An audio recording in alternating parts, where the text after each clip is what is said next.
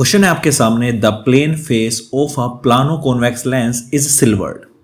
The refractive index of material and radius of curvature of the curved surface of the lens are n and r respectively.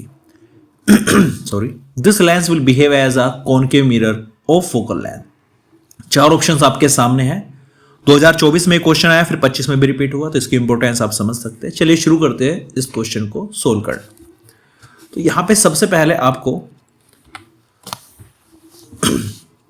आपके सामने the plane face of plano convex lens, एक plano convex lens है, मतलब ये convex बना दिया आपने ये पार्ट, ठीक है, ये कॉन्वेक्स हो गया और इधर प्लानो है मतलब प्लेन है. आपने प्लेन फेस को सिल्वर्ड कर दिया गया, ठीक है, आपने कर दिया सिल्वर. इसके बाद जो कर्व्ड सरफेस है उसकी रेडियस कैपिटल आर है, इसका जो रिफ्रैक्टिव इंडेक्स है वो स्मॉल एन है. द लेंस विल बिहेव, जो लेंस है वो एक कॉनकेव मिरर की तरह बिहेव करेगा. उसकी फोकल लेंथ पूछी है, क्या फोकल लेंथ होगी. तो इस क्वेश्चन के अंदर कौन सा कॉन्सेप्ट आपको ध्यान रखना है वो ध्यान से समझिएगा.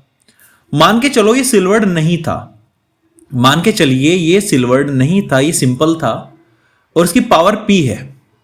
अगर वहीं मैं इसको सिल्वर्ड कर दूं, यहां पे इस बात का ध्यान रखना, अगर मैं इसको सिल्वर्ड कर दूं तो होगा क्या, जो लाइट रे आई थी इसके अंदर वो रिफ्लेक्ट होके क्या होगी, वापस जाएगी. जिस पाथ को आई थी उसी पाथ को वापस जाएगी. मतलब रे का इसके अंदर ट्रांसपेरेंट वो दो बार हुआ. एक बार तो आना, नॉर्मली तो आई और चली गई, यानी एक बार ये इसके अंदर आई. लेकिन जब आप सिल्वर्ड कर दोगे तो जिस रास्ते आएगी उसी रास्ते वापस हो जाएगी. तो दो बार रे का आदान प्रदान हुआ तो पावर भी 2 टाइम्स हो जाती है. ये कॉन्सेप्ट आपको इसमें ध्यान रखना है. तो ऐसा कोई भी क्वेश्चन आए जिसके अंदर रे दो बार एक ही मीडियम में जा रही है तो वहां पे पावर 2 टाइम्स हो जाएगी लेंस के केस में. इस कॉन्सेप्ट का हम इसमें यूज करेंगे. सबसे पहले हम फोकल लेंथ, लेंस मेकर का एक फॉर्मूला है, वो होता है 1/f इक्वल्स n-1 इंटू, इसको म्यू भी दिखाते हैं, 1/r1 माइनस 1/r2. ये मेन फॉर्मूला होता है. ये फॉर्मूला हमेशा याद रखिएगा. मान के चलिएगा ये लेंस है, इस लेंस में n क्या है, रिफ्रैक्टिव इंडेक्स है, r1 क्या है, इस साइड की रेडियस है, और r2 क्या है, इस साइड की रेडियस है. अगर मैं यहां पर वैल्यू पुट करूं तो 1/f क्या हो जाएगा, रिफ्रैक्टिव इंडेक्स तो n ही है, लेकिन जो 1 की रेडियस है, इसकी जो रेडियस है वो कितनी है, r है. तो r1 की जगह मैं r रखूंगा. और r2 कितना है हमारा, ये प्लेन की जो रेडियस होती है ना सीधी लाइन की, वो हमेशा इंफिनिटी होती है. थोड़ा सोल्व करूंगा, 1/f यहां पे आ जाएगा, 1/∞ होता है 0, तो ये बन गया n-1/r. और यहां से अगर 1/f को मैं लिखना चाहूं तो ये कहलाएगा पावर P इक्वल्स.